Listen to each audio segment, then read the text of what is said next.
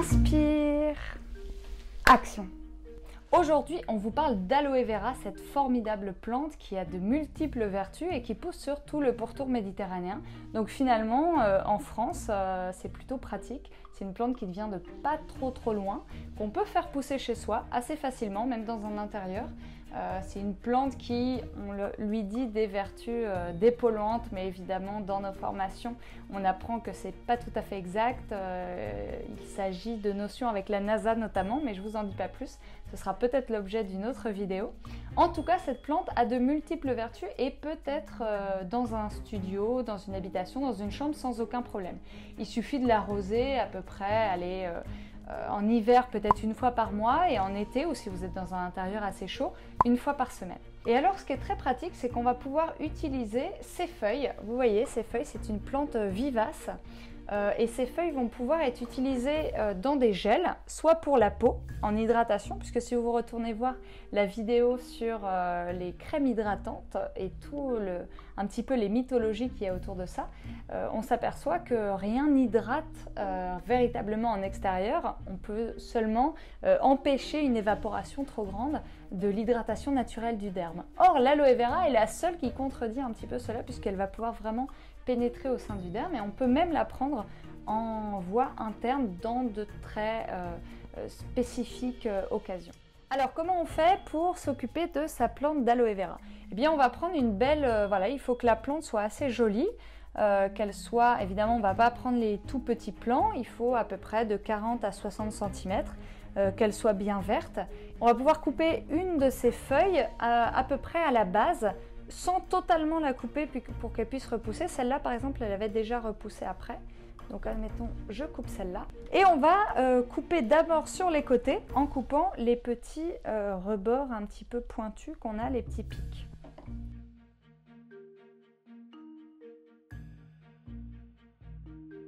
Alors là tout de suite on va s'apercevoir qu'on a un petit gel un petit peu jaunâtre qui sort. Et alors ça, attention, c'est du gel, si vous l'ingérez, ça peut être non pas forcément très toxique, mais en tout cas ça peut vous donner des douleurs d'estomac et avoir un effet laxatif non souhaité. Alors pour le faire sortir, vous avez plusieurs possibilités.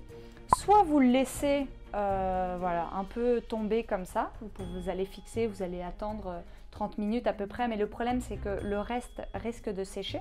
Soit si c'est vraiment pour consommer, vous le mettez dans de l'eau. Si c'est pour en faire un gel pour la peau ou pour les cheveux par exemple, c'est pas nécessaire. Alors là je découpe bien la feuille comme ça. On va retirer donc la peau et vous voyez qu'à l'intérieur c'est bien visqueux. Donc on fait attention de ne pas se couper.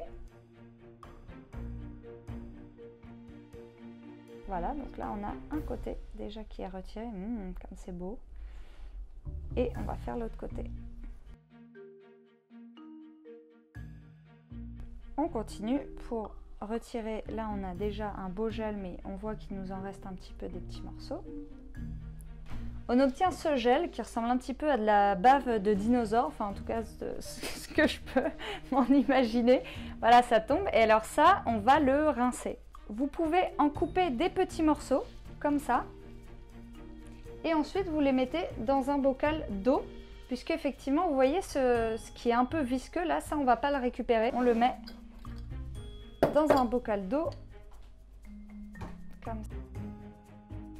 Là vous voyez j'ai une deuxième feuille et alors celle-là je peux directement la rincer avec un petit peu d'eau et alors me l'appliquer directement. Si par exemple vous avez une grosse brûlure, et ben vous pouvez tout simplement même récupérer ce que vous avez là-dessus. Ça c'est excellent, surtout le jetez pas. Alors premièrement parce qu'on va le mettre au compost, mais ne serait-ce que ça là, vous pouvez le mettre sur la peau et vous l'appliquer et c'est ultra frais, ultra hydratant, c'est un bonheur. Si en revanche vous voulez en faire un gel que vous allez pouvoir garder plusieurs mois au frigo, par exemple pour vous en faire un shampoing, un gel pour les cheveux ou même parfois pour en déguster, il va falloir vraiment le rincer.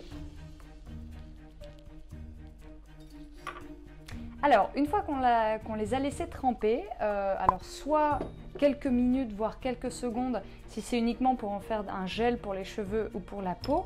Alors un peu plus longtemps, voire 1 heure si c'est en alimentation, parce que vous allez vraiment attendre que l'eau soit un peu colorée, jaunâtre, verdâtre, et être sûr que cette première eau un petit peu toxique s'en aille. Vous allez pouvoir, alors soit vous le prenez directement comme ça, et à ce moment-là, ça, vous pouvez le mettre dans une salade ou dans un smoothie. Vous le rincez un petit peu à l'eau et vous le mettez directement, des petits morceaux. Ça se mange comme ça. Soit vous allez pouvoir effectivement récupérer ce gel. Alors là, c'est une opération un petit peu fastidieuse. Moi, c'est pour ça que j'utilise beaucoup plus l'aloe vera vraiment juste en hydratation supérieure comme ça. Mais pour les cheveux, ça peut aussi s'utiliser. Et à ce moment-là, ou si vous n'avez qu'une plante, que vous achetez des morceaux et que vous n'en avez pas chez vous à récolter quelque part assez facilement, ben vous allez devoir les passer à l'intérieur d'un chinois pour retirer la pulpe et ne garder vraiment que le gel.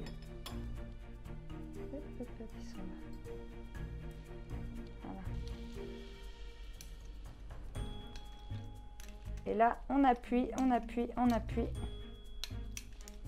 Et vous voyez, il y a un petit peu de gel qui tombe. Et là, c'est exactement ça qu'on veut récupérer. Pourquoi? Parce que la pulpe peut se dégrader alors que le gel, lui, pourra se garder plusieurs mois au frigo.